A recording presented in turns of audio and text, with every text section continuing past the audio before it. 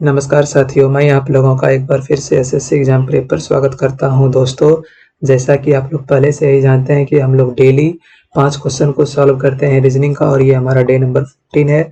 दोस्तों, आज का जो भी क्वेश्चन है वो बहुत ही इंपॉर्टेंट है, क्योंकि यह क्वेश्चन और इस टाइप का क्वेश्चन किसी ना किसी एग्ज़ाम में पूछा जाता है, और ख़ास करके एसएससी एग्ज़ाम में तो पूछा ही जाता है, और भी सारे एग्ज़ाम के लिए बहुत ही इंपॉर्टेंट हो जाता है। इसलिए मैं आप लोगों से रिक्वेस्ट करूँगा कि आप लोग इस वीडियो में अंत तक बने रहिएगा, ताकि आप लोग सारे क्वेश्चन को एकदम बेसिक से सीख सकें, और उसमें जो भी ट्रिक्स होगा वो आप लोग सीख सकें। ठीक है, तो चलिए डायरेक्टली हम लोग क्वेश्चन नंबर 1 पर चलते हैं, और वीडियो के अंत में मैं आप लोगों से एक क्वेश्चन पूछूंगा जिसका आंसर आपको बताना है कमेंट बॉक्स में लिखकर।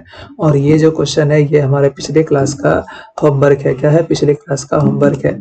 तो देखिए इसको हम लोग कैसे बनाएंगे। यहाँ पे क्या कहता है, इन ए रो there are 6 boys between A and B, and A being the first boy in a row, there are 3 boys between B and C. If there are 12 boys after C, how many minimum number of boys are there in a row? मतलब क्या एक पंक्ति में A और B के बीच कितना है? 6 लड़के हैं, और एक पंक्ति के पहला लड़का है। B और C के बीच में 3 लड़के हैं। यदि C के बाद 12 लड़के हैं तो पंक्ति में न्यूनतम कितने लड़के हैं? तो देखिए इस टाइप का ना क्वेश्चन मतलब एसएससी पूछता ही पूछता है, और भी किसी भी एग्जाम में मान लीजिए, लेकिन एसएससी का तो ये फेवरेट टाइप का क्वेश्चन है। ठीक है, यहाँ पे बॉयज है, गर्ल्स भी आ जाएगा, कुछ भी आ जाएगा। तो देखिए इसको हम लोग कैसे बनाएंगे। ये सब क्वेश्चन बनाने का सिंपल सा तरीका क्या है ना, आप क्वेश्चन को पढ़िए और डायग्राम को बनाइए। क्वेश्चन को पढ़िए और डायग्राम को बनाइए। तो देखिए यहाँ पे क्या कहता है, एक पंक्ति में क्या है, there are 6 boys between A and B. ये एक पंक्ति है मान लीजिए, ठीक है, ये एक लाइन है। तो यहाँ पे ए है, ठीक है, और यहाँ पे बी है। इसके बीच में कितना लड़का है बताइए, कितना बोल दिया है? 6 लड़का। तो 6 को दे दीजिए, 1 2 3 4 5 6, 6 को दे दिए। क्लियर है? यहाँ तक समझ में आ गया। अब देखिए ए एंड बी के बीच, A being the first boy, A को क्या कर बना देना है या पहला बना देना है? तो ए को क्या बना देंगे? फर्स्ट बना देंगे। फर्स्ट बॉयज रो का पहला है। There are 3 boys between B and C. B और सी के बीच में कितना बॉयज है बताइए? 3 बॉय है। बी और सी के बीच में कितना बॉय है? 3 बॉय है। तो देखिए अब इस केस में क्या हो जाएगा ना, तो 3 मतलब एक केस और बन जाएगा। जैसे ये बी हमारा आ गया और सी आ गया, तो इसके केस में क्या 3 बॉयज यहाँ पे आ जाएगा, और यहाँ पे ए है तो यहाँ पे कितना है? 1 2 3 4 5 6। तो ये हमारा पहला है। तो देखिए एक दो डायग्राम बन रहा है, एक ये एक और एक ये। लेकिन क्वेश्चन में क्या कह दिया है? न्यूनतम ना। तो न्यूनतम देखिए क्या है वो आपको बाद में पता चलेगा। और एक क्या बन जाएगा, यहाँ पे सी डाल देंगे तो बी और सी के बीच में यहाँ पे 3 आ गया। क्लियर है? कोई डाउट है? नहीं होगा। तो अब देखिए फिर क्या कहता है, if there are 12 boys after C, और सी के बाद कितना है? 12 है। तो देखिए अगर यहाँ मेरा सी है, इधर सी के बाद कितना? 12, इधर कितना सी के बाद? 12, और यहाँ पे सी के बाद कितना है बताइए? 12 है। तो यहाँ से 1 2 3 4 तो इधर हो गया, तो 8 वो इधर और आएगा। क्लियर है?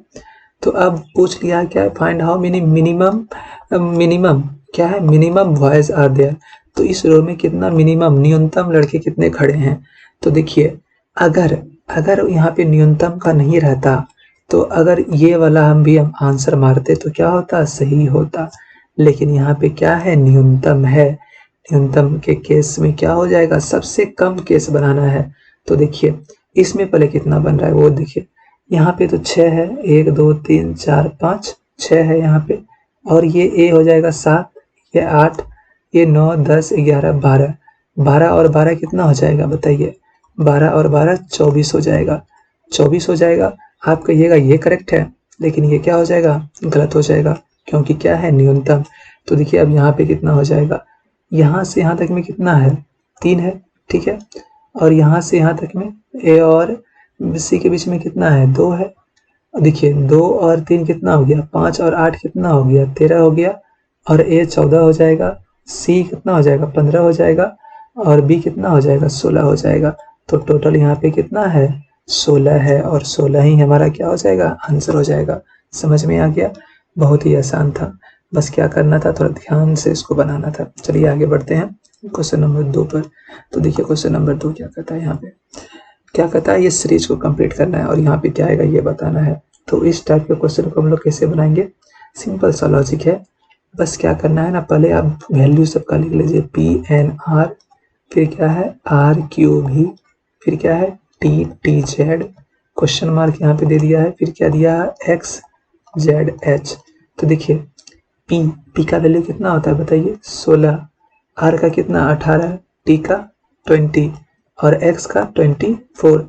तो देखिए 16, 2 18, 2 20 और 2 कितना हो जाएगा 22, और 22 किसका होता है V का होता है। तो V से कौन कौन स्टार्ट हो रहा है, एक ये हो रहा है, ये हो रहा है, ये दोनों तो आंसर होगा ही नहीं, कभी नहीं होगा। अब देखिए W दोनों में कॉमन है, तो W बीच में तो होगा ही। अब हम कहाँ पे आ जाएंगे तीसरे पे, तो ये हमारा 18 है, V 22 है, Z 26 है और H कितना है 8 है।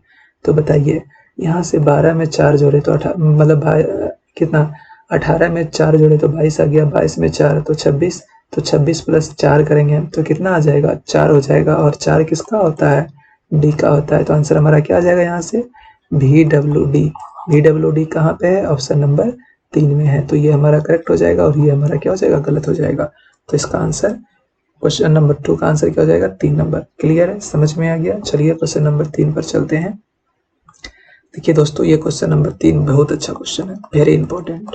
मतलब आज का जो वीडियो है ना तो आपके लिए बहुत ही इंपॉर्टेंट होने वाला है, क्योंकि ये क्वेश्चन जो भी है ना दोस्तों मतलब वेरी इंपॉर्टेंट बोल सकते हैं इसको। तो देखिए इसको हम लोग कैसे बनाएंगे। क्या है 6 years ago Parvez age was same age the present age of Manish. क्या है 6 years ago Parvez age was the same age the present age of Manish. ठीक है, उसके बाद क्या if the present age of Parvez is 1/4 more than that of Manish present age, then in how many years will Parvez age become double of the Manish present age. तो देखिए 6 साल पहले परवेज की उम्र मनीष की वर्तमान उम्र के बराबर थी। तो फिर क्या कहता है यदि परवेज की वर्तमान आयु मनीष की वर्तमान आयु से 1/4 अधिक है तो कितने वर्षों में परवेज की आयु मनीष की वर्तमान आयु से दोगुनी हो जाएगी। दोस्तों क्वेश्चन आपको लग रहा हो यार पढ़े तो कुछ समझ में नहीं आया, तो अब करें क्या ऐसा लग रहा होगा। देखिए समझ में क्यों नहीं आया, इसके पीछे का कारण देखिए क्या है। जब आप ना अगर सीखने के कंडीशन में हो, जब आप सीख रहे हो तो आप क्वेश्चन को पढ़िए और थोड़ा सा लिखते जाइए। क्या है 6 years ago Parvez age was same age the Manish present age. ठीक है, तो हम क्या लिख लेते हैं यहाँ से मनीष का प्रेजेंट एज हम मान लिए क्या है x है। ठीक है, मनीष का प्रेजेंट एज क्या है x है। तो 6 साल पहले बोलता है ना 6 years ago, 6 years क्या एगो परवेज एज, तो हम क्या लिख लेते हैं यहाँ से परवेज का जो एज हो जाएगा वो क्या हो जाएगा जो मनीष का एज है उसके बराबर था। मनीष का जो प्रेजेंट एज है वही कहता है ना 6 years ago Parvez age was same age the present age of Manish. क्या 6 साल पहले परवेज की उम्र मनीष की वर्तमान उम्र के बराबर थी।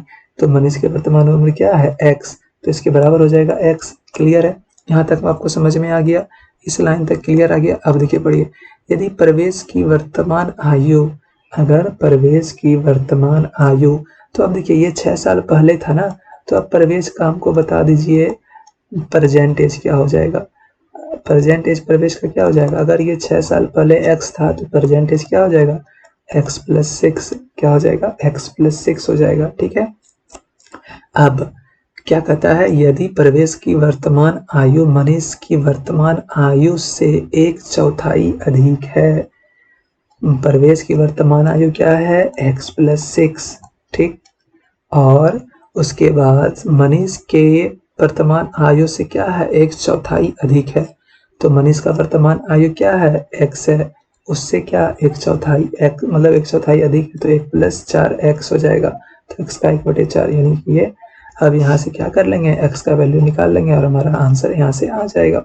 तो देखिए ये 4x हो जाएगा और ये इधर क्या आ जाएगा 5x हो जाएगा, और ये 5x हो जाएगा और ये 4 को इधर भेज दीजिए। तो यानी क्या 4x + 6 × 4 = 24। तो यहाँ से हमारा x बराबर क्या निकल जाएगा 24 निकल जाएगा, क्या कि इधर माइनस हो जाएगा तो x और ये 24, यानी x आ गया 24। ठीक है, ये x क्या है मनीष का प्रेजेंट एज है, तो मनीष का प्रेजेंट एज क्या हो जाएगा 24 हो जाएगा। ठीक है, परवेज का प्रेजेंट एज क्या हो जाएगा 30 हो जाएगा। तो हमसे पूछा क्या है यहाँ पे, फिर क्या पूछ लिया है then how many years in how many years will Parvez age become the double of Manish present age? क्या हो जाएगा? परवेज का जो एज है वो मनीष के एज से क्या हो जाएगा? डबल हो जाएगा। कितना साल में बताइए? तो परवेज का प्रेजेंट एज क्या है? 30 है, और ये क्या बोलता है कितना साल में क्या हो जाएगा? मनीष का एज का डबल हो जाएगा। तो देखिए मनीष का प्रेजेंट एज कितना है? 24 है, उसका डबल कर दीजिए तो गुना 2 कितना कर जाएगा? 48 आ जाएगा। तो कितना साल में? तो प्लस एक्स कर देंगे यहाँ से, हमारा एक्स बराबर कितना आ जाएगा? 48 में 30 को माइनस कर देंगे तो कितना आ जाएगा? 18 आ जाएगा। क्लियर है? कितना आ जाएगा? 18, और वही हमारा हो जाएगा आंसर। कहिएगा हमको कुछ समझ में नहीं आया, ये आपकी तरफ से होगा रिप्लाई। लेकिन क्या कीजिए, इसको फिर से देखिए, आसान से देखिए, आराम से देखिए, फिर समझ में आ जाएगा। अगर फिर समझ में नहीं आता है ना तो आप क्या कीजिए, देखते रहिए और पेन और कागज को उठाइए और बनाने का खुद से प्रयास कीजिए, आप लोगों को समझ में आ जाएगा। चलिए क्वेश्चन नंबर 4 पर चलते हैं। तो देखिए क्वेश्चन नंबर 4 बोलता है क्या, ये जो इन्फॉर्मेशन दिया होगा इससे हमारा कौन सा वर्ड नहीं बनेगा? तो देखिए क्या है? इन्फॉर्मेशन, इन्फॉर्मेशन यही है ना, इन्फॉर्मेशन। तो देखिए क्या पहले नेशन बनेगा, एन कहाँ है? यहाँ है। ए कहाँ है? यहाँ है। टी कहाँ है? आई कहाँ है? ओ कहाँ है? ए कहाँ है? नेशन तो हमारा बन गया।